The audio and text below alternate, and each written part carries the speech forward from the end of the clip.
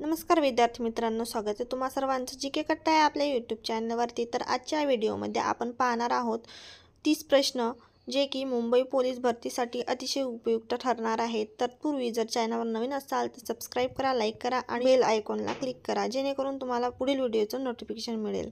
चला तर पाहूया आपण पहिला प्रश्न आहे, आधुनिक मराठी कवितेचे जनक म्हणून कोणास ओळखले जाते? A Kusumagraj, B Keshavsut, C Madhav Julian, D Grace. तर या प्रश्नाचे योग्य उत्तर आहे विद्यार्थी मित्रांनो बी केशवसूत। पुढील प्रश्न आहे, कोणत्या शहरात भारताचे पहिले राष्ट्रीय युद्ध स्मारक उभारले गेले आहे?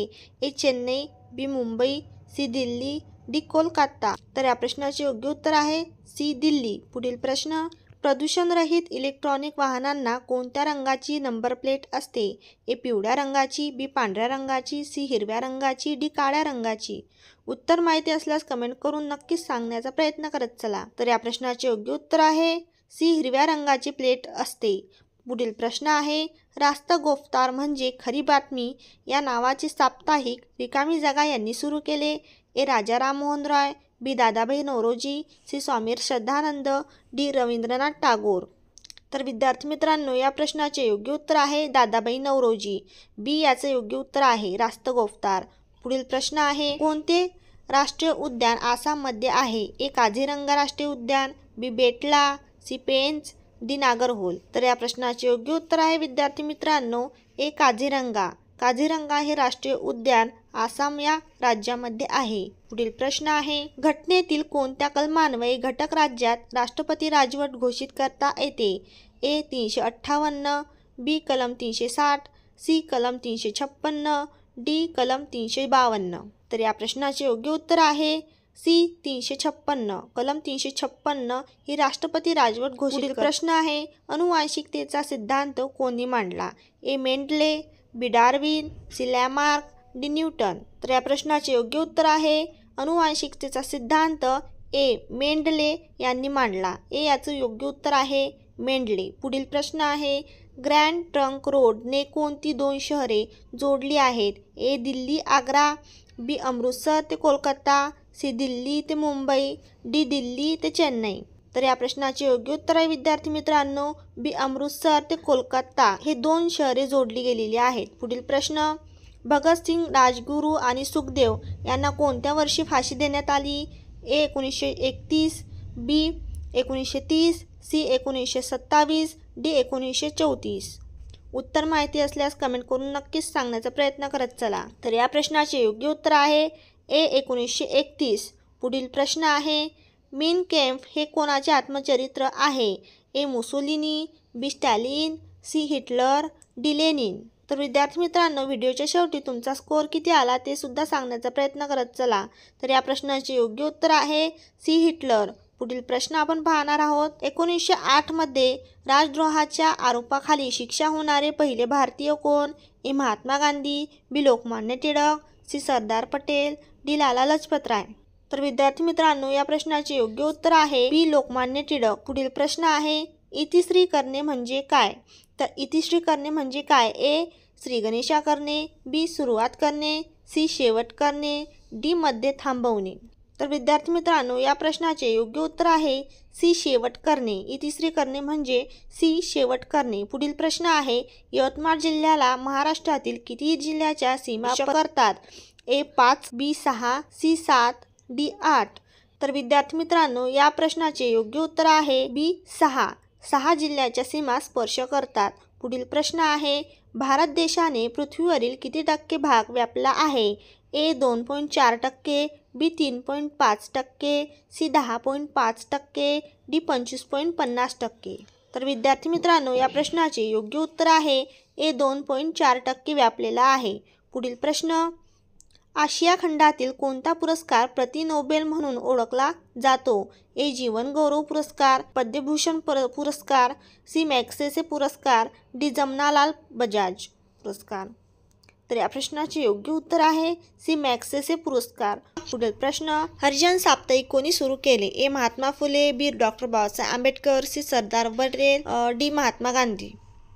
तर या प्रश्नाचे योग्य उत्तर आहे डी महात्मा गांधी। तर हरिजन साप्ताहिक हे महात्मा गांधी यांनी सुरू केले? पुढील प्रश्न आहे, जगातील आकारमानाने सर्वात मोठा देश कोणता? ए भारत, बी चीन, सी ब्राझील, डी रशिया.